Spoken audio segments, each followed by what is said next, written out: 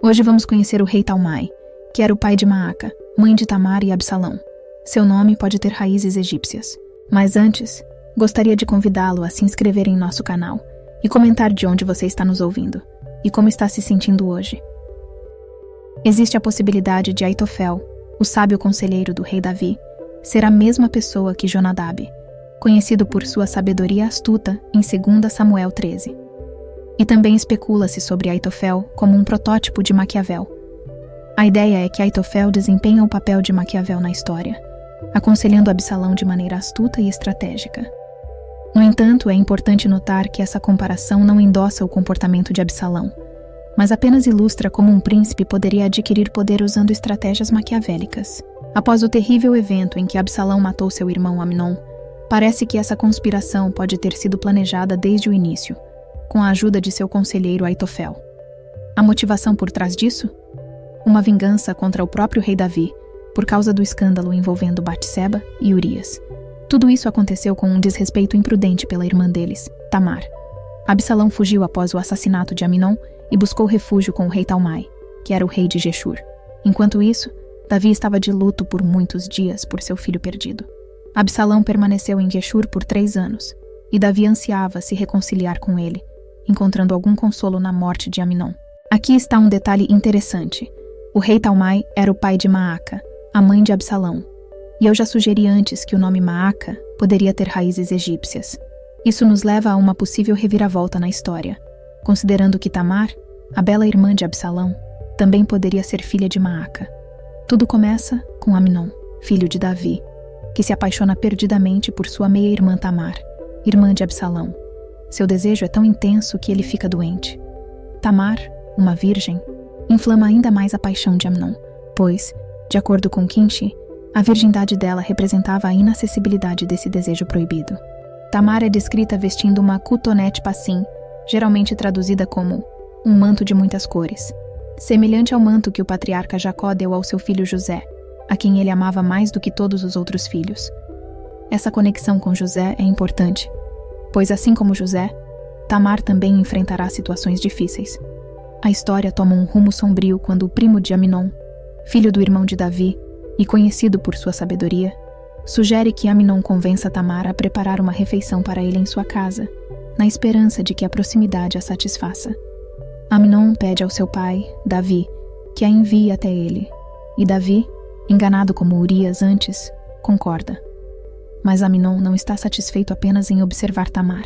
Ele revela seus verdadeiros desejos a Tamar, e quando ela se recusa, ele a coage, chegando ao ponto de agressão.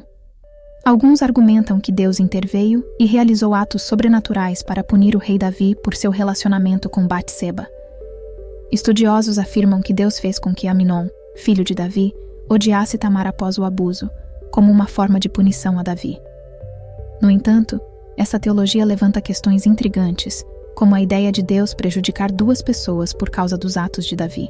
Mas, uma leitura mais simples e razoável dos capítulos mostra que os eventos após o relacionamento de Davi com Batseba seguiram um curso natural, não sobrenatural. A narrativa começa com a frase "e aconteceu depois disso", que muitos comentaristas interpretam como indicando que Amnon, filho de Davi, testemunhou as táticas imorais de seu pai para satisfazer seus desejos com Batseba. Isso o encorajou a buscar seus próprios desejos. Ele viu como seu pai usou a força para conquistar Batseba e decidiu fazer o mesmo para satisfazer seus desejos. Amnon provavelmente sentiu que Davi não teria moral para criticá-lo por fazer o que ele próprio havia feito. Quando Absalão decide se vingar, também utiliza a força. Além disso, uma interpretação mais razoável explica que, após o ato, quando o fervor de Amnon esfriou, sua reação natural foi ficar furioso com as ameaças que Tamar havia feito antes e durante o ato. Primeiro, é importante entender o contexto da época bíblica. No período bíblico, era aceitável que um homem se casasse com sua meia-irmã, como vemos no exemplo de Abraão em Gênesis 20, versículo 12, onde ele se refere à sua esposa Sara como sua irmã por parte de pai, e eles se casaram. Portanto, a oferta de Tamar para se casar com Amnon poderia ter sido legítima e aceitável naquele momento. Tamar, uma figura intrigante, é mencionada em um contexto misterioso no Cântico dos Cânticos, onde ela é descrita de maneira poética. Isso nos faz questionar quem ela era realmente e qual era seu destino. Apesar de ter sido tratada de forma terrível por Absalão e Aitofel, sua posição social na época pode ter justificado esse tratamento de acordo com os padrões éticos daquele período. Agora, entramos em território mais especulativo.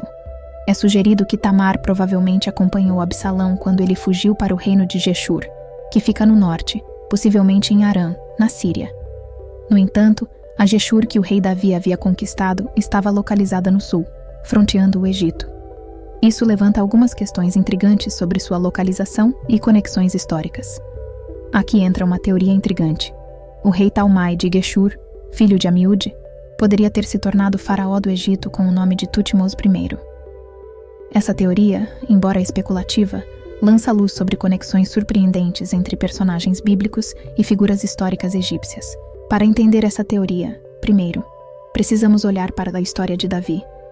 Sabemos que Davi teve um filho chamado Absalão com Maaca, filha de Talmai, o rei de Geshur. O casamento de Davi com Maaca tem conotações políticas, e é aí que nossa jornada começa.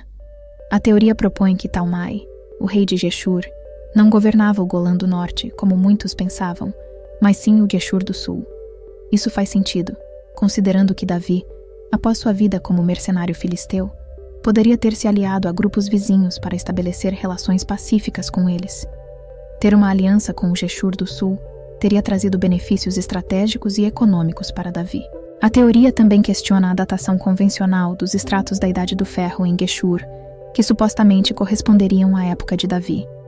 Argumenta-se que essa datação é artificial e incorreta. Em vez disso, a interpretação proposta sugere que o nome Geshur, na Bíblia, pode se referir a uma região, possivelmente significando Vale de Shur, em vez de apenas a um local específico. A evidência textual e geográfica sugere que Geshur estava localizado adjacente ao Egito, e o nome de Talmai como rei pode se encaixar melhor com a ideia de que ele governava uma terra, não apenas uma cidade. Telmasos é considerado um candidato a ser o centro político do Geshur do Sul, com uma administração desenvolvida que sugere a existência de um estado e monarquia. Além disso, a teoria questiona a associação tradicional de Talmai e Geshur com o Reino do Norte, argumentando que as referências bíblicas podem se aplicar ao Geshur do Sul.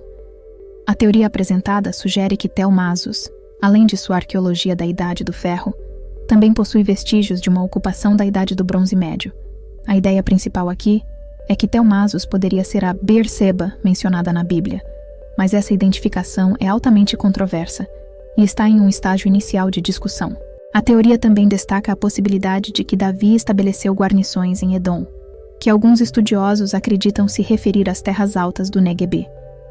Nesse contexto, Beerseba, a maior cidade no deserto do Negueb, também poderia ter sido a capital do rei Talmai de Geshur. Um aspecto interessante é a evidência de que Telmasos pode ter sido uma sociedade não israelita, com diferenças significativas em sua cultura material, tamanho e elementos arquitetônicos em comparação com os assentamentos das colinas centrais. Isso levanta a possibilidade de que Telmasos tenha sido um reino separado, o que nos faz questionar as dinâmicas complexas da região na época. Finalmente, uma nota curiosa é a sugestão de que o nome Amiúde poderia ser uma forma abreviada do nome egípcio Amenoph. Isso poderia estar relacionado com a época do faraó Amenoph I. A relação exata entre esses nomes é especulativa, mas adiciona uma camada intrigante a essa discussão. Joabe e Abissai, dois dos filhos de Zeruia, que já falamos em vídeos anteriores, demonstraram lealdade ao rei Davi, apesar de serem considerados duros por ele. Esses homens corajosos e leais continuaram a apoiar seu tio, o rei, mesmo durante a revolta de Absalão. No entanto, após a revolta de Absalão e o desaparecimento de Abisai da história, Joabe surge apoiando o irmão mais velho de Absalão, Adonias, contra o herdeiro escolhido pelo rei, Salomão. A explicação para essa mudança de lealdade pode ser encontrada na personalidade de Joabe, um soldado áspero e robusto, que talvez não tenha se identificado com o sensível e intelectual Salomão. Joabe, com sua astúcia habitual, percebe o desejo do rei de ver Absalão retornar e elabora um plano. Ele convoca uma mulher sábia de Tecoa e a instrui a se vestir de luto e a agir como alguém que está de luto por muitos dias. Em seguida, ela deve se dirigir ao rei com palavras que Joabe lhe dará. O resultado desse plano é uma conversa complexa entre a mulher e o rei Davi, na qual a mulher apresenta um dilema fictício. O rei, no entanto, percebe a mão de Joabe por trás dessa artimanha e questiona sua participação. A mulher reconhece a sabedoria do rei e o plano de Joabe atinge seu objetivo quando Davi decide trazer de volta o jovem Absalão. Mas para onde Absalão retornou? Ele não pôde ver o rosto do rei, então foi para sua casa. O autor especula que essa casa estava localizada em Shunem. Shunem estava a algumas milhas de Baal-Hamon, onde Salomão tinha uma vinha, conforme mencionado no Cântico dos Cânticos. Finalmente, o texto elogia a beleza singular de Absalão, descrevendo-o como o homem mais bonito de Israel, sem nenhuma imperfeição. A passagem menciona que ele cortava o cabelo uma vez por ano, e o peso do cabelo cortado era de 200 ciclos pelo padrão real. Absalão, o filho de Davi, é uma figura misteriosa e ambígua nas Escrituras. No texto, descobrimos que Absalão teve 3 filhos e uma filha chamada Tamar, que é descrita como uma mulher muito bonita. A lenda judaica descreve Absalão como um homem gigantesco, o que levanta questões sobre sua descendência real. Poderia sua linhagem estar ligada aos Anaquins, uma antiga tribo de gigantes mencionada na Bíblia. Absalão, após ser ignorado por seu pai, o rei Davi, por 2 anos, recorre a medidas drásticas para chamar a atenção. Ele decide incendiar os campos de Joabe, um dos comandantes de Davi, na esperança de forçar Joabe a intervir em seu favor. A intriga se aprofunda à medida que Absalão busca apoio para sua revolta contra seu próprio pai. Ele envia mensageiros secretos para proclamar-se rei em Hebrom, e a conspiração ganha força rapidamente. Até mesmo o conselheiro de Davi, Aitofel, junta-se a Absalão, fortalecendo a rebelião. A história continua com a triste fuga do rei Davi, subindo o Monte das Oliveiras, com lágrimas nos olhos e a cabeça coberta. Essa jornada pode lembrar a trajetória de Abraão com seu filho Isaque, e também prefigurar o caminho que Jesus Cristo seguiria carregando sua cruz. Esta é apenas uma parte da emocionante narrativa da Bíblia, cheia de personagens complexos e eventos surpreendentes. Fiquem ligados para mais análises fascinantes da história bíblica. Até a próxima! Que a presença de Deus seja uma constante em sua vida, trazendo bênçãos, alegria e amor. Deus os abençoe.